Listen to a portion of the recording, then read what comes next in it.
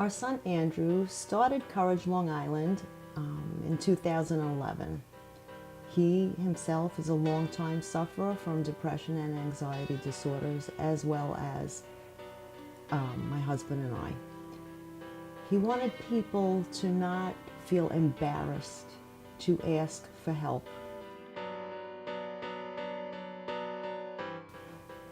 When he finally found the strength to do this, he wanted to have a forum where people can go for information. They can talk about it. They can find a network of other doctors on the board who can possibly direct them, and just open up this field to anyone suffering who's just too embarrassed to come forward.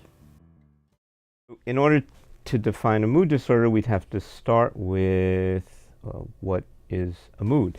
And mood is sort of the emotional climate that we live in. Whether it's happy or sad or euphoric or distressed or angry, those are all mood states. Depression causes more lost days at work than any illness, except for, I believe it's cardiovascular disease or back problems. Okay, so it affects work functioning that way by decreasing people's concentration, motivation, and productivity. It also can affect their role as husband, wife, parent, in that people who are very depressed often just don't have the energy and the desire to keep up a house or to take care of their children. So it's something with very pervasive effects. I would say the first line of defense would be to seek out a talk therapist, a psychotherapist, a psychologist that they feel comfortable with and safe with, and to begin that process of understanding how they can work with what they have in terms of an imbalance. And very often there's a need for psychotropic medication, which would involve an evaluation by a psychiatrist. And this is one of the reasons, by the way, that Courage Long Island exists. It's not only to educate people about the prevalence and the symptoms of these disorders, but also to help people realize their illnesses. They're not the patient's or the person's fault. It's not due to weakness of character. These are medical illnesses that have been known for, in some cases, like with bipolar disorder, thousands of years.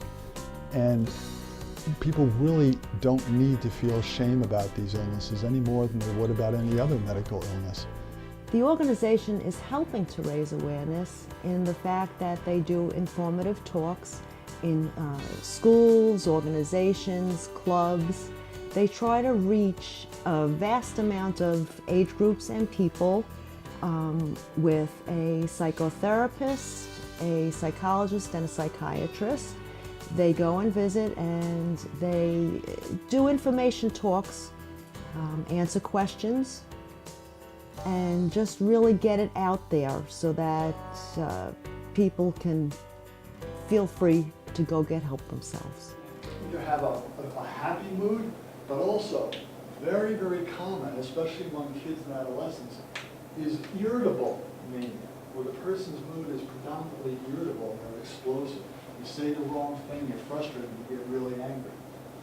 We're trying to really get people to be aware of these illnesses, reduce the stigma, and give them some hope that they can really change their lives if they get help. It's okay to let someone know and to talk about a mood disorder that you might have. It's not your fault. You didn't do anything wrong. You're not a criminal.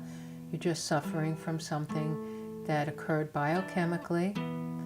And the education is probably key so that others aren't afraid of people who have this diagnosis.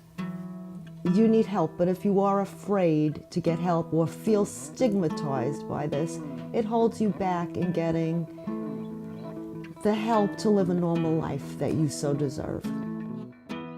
Don't let mood disorders run your life. Fight mood disorders, live better.